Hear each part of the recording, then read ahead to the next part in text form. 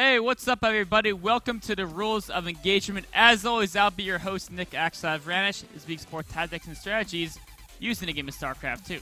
Today, we're going to take a look at the best of 5 series between Flash and Bly played at the MLG Winter Championships. First, we're going to take a look at game number 1, then game number 3, and of course, following up with game number 4. At the end of these 3 game analyses, we're going to do a viewer Q&A. So if you have any questions, submit it to me on Twitter at axslav, or leave them under YouTube comments under youtube.com/official MLGSC2. Of course, comment on the Rules of Engagement episode, a previous one, and I'll answer those questions on the next episode. So, starting off with Flash vs. Bly, game number 1. A couple things I want to talk about are going to be the late third command center TVZ, so play more of a 2-base aggressive style. Then how to do proper harass, some key things to look out for. And then also when not to harass from a Terran perspective.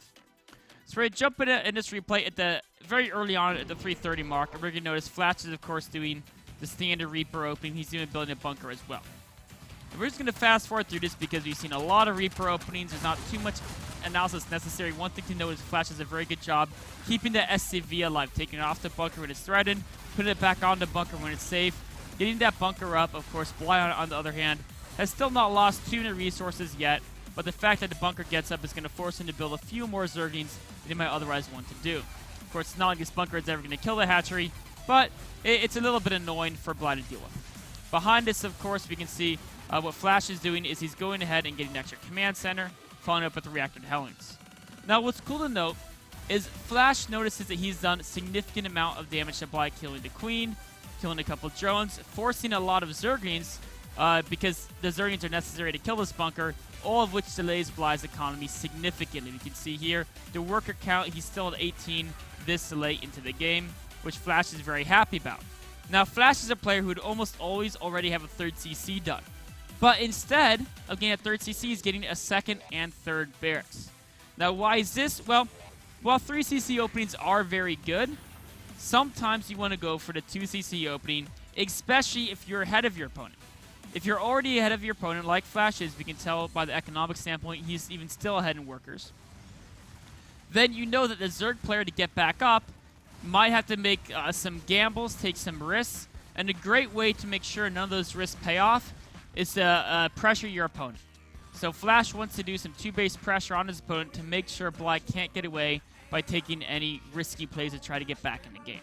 So that's when he's going to do that 2 CC build, when you're ahead. In general, I wouldn't recommend it, only if you're very confident that your opponent is going to be making some risks and you want to punish those risks. Should you really go for this 2 CC build, because if your opponent's playing safe, you can't get that much damage done early, and of course the much later 3rd CC is going to greatly affect your economy, as the Terran worker count grows fairly slowly without Chrono Boost or Larva Injects, unless you have that very fast 3rd CC to help you produce those SCVs. So the next thing we're going to get to the point is when Flash actually starts to execute this pressure. So we can see he's getting to Starport. And remember, if you're going to do any type of pressure, you always want to have those medevacs for the most part, or else it's very risky. If your opponent could surround you, they could take out your forces. The medevacs are necessary to prevent those surrounds. Hellions, of course, going to do a good job scouting. Important to scout if you want to go on a pressure attack, because, for example, if he loads up all his units in medevacs, right? If he sends out this force, and his opponent was doing a mass speed roach attack, he could be in big trouble without these defending units. That's why the Hellions are there poking at the front. They see double Evos, they see a few roaches, and they're going to know, okay, he has a few roaches, but he doesn't have a whole lot. He's got a double evolution chamber, so he can't be committing to an insane number of roaches very early on in the game. I can at least do some harass with my medevacs, and of course the Marines inside him. So he's going to move out with these medevacs. And this is what's very important. When you're moving out to do the harass, it's always important to know what to target with your units that you're harassing. And the order priority is, let's actually look at this from Flash's point of view. You get into base, you say, okay, is there a key tech structure that'll cripple him if I take it out? Oops. Through Flash's vision, which he always jumps around because he's multitasking insanely. Is there a key tech structure? Do I see a spire that's almost as his start I can cancel? No. If you don't see a key tech structure, what's your next priority? Is there very expensive units that I can kill easily? Something like an Infestor I can pick off, a Mutalisk, a High Templar, a Sentry. No. Then, you don't A-move. What you do is you go after the workers. Yes, he could kill these first 2 roaches easily. When he had 16 Marines versus 2 roaches, yes, you're going to kill these roaches. But what would happen? He kills the roach. It's nice. But in the same amount of time it would take him to kill that roach, look at him focusing down all the workers, right? You can kill 3 drones in the same amount of time it would take you to kill the roach. In fact, actually, you can kill 4 drones, in the same amount of time it would take you to kill the roach. So instead of those 2 roaches, what did he get? He got 11 workers. 11 workers were killed during that harass, and that's exactly what he needed to do to put himself far ahead in the economy. Of course, now he's on even worker count to the Zerg, and he has a 3rd CC as well, and that's going to pretty much set the tone of the game. If that harass didn't kill those 11 workers, Bly would be at least even in supply. Bly would still be slightly behind from the opening, but they have a very good chance to catch back up. But it's all about that worker harass. Now, of course, the next thing to do is, of course, you want to keep on harassing because you're playing a 2-base pressure build, and you're not happy with 1 victory. You want to keep doing more victories. But it's also very important to know when to stop harassing. So you're doing a lot of great job with your harass. You're doing a lot of economical damage to your opponent. But there comes a certain point in time when you've done so much damage to your opponent, they have no choice but to go all in to try to kill you because their economy is so damaged. We can see here, Bly is starting to fall farther and farther behind in workers. He's soon going to hit that point of no return where there's no way he can continue to compete in the speed at which he produces units as Flash can, and he's going to have to launch an all-in invasion. As that point comes in, as a Terran player, it's up to Flash to take note of that and say, okay, my opponent's going all in. There's no reason for me to continue to harass because all I have to do is defend this attack. And the best way to do that is to have 100% of my forces back on defensive duty. So as we go forward here, Flash realizes that. He says, okay, my opponent still has no 3rd base, at least droned up. I've done a lot of economical damage. He's down to 36 workers, and Flash actually knows the exact count because he's been in those worker lines. And so he's like, okay, now he has to go all in. Should I send these dropships out to do more harass? No, I shouldn't. Maybe this one has 3 units, but even that he wants to bring back.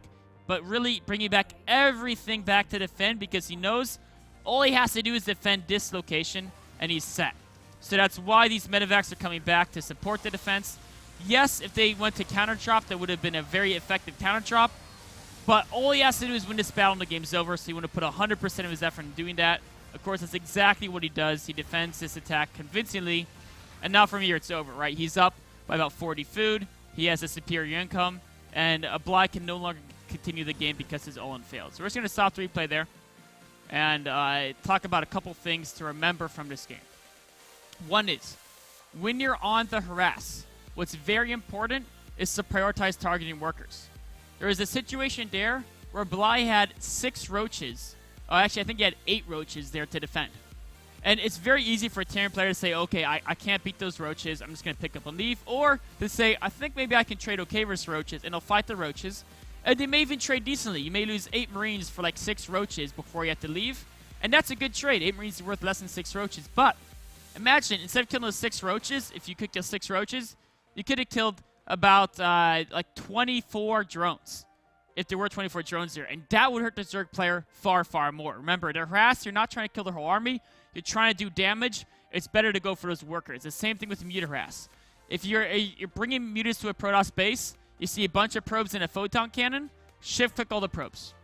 In the same time you kill that 1 photon cannon, you would have killed 8 probes, right? And killing 8 probes hurts them way more than a photon cannon. Of course, if they've already left and you're base racing, then you kill a photon cannon because you actually want to kill the Nexus afterwards. But if they're defending and you know you're not going to actually like totally end the game with that harass, then you always go for those workers. So this wraps up the analysis of game number 1. It was a pretty short game, but the series was really tense. There's a lot of action-packed games later down the road, so we'll take a look at game number 3 after a short break.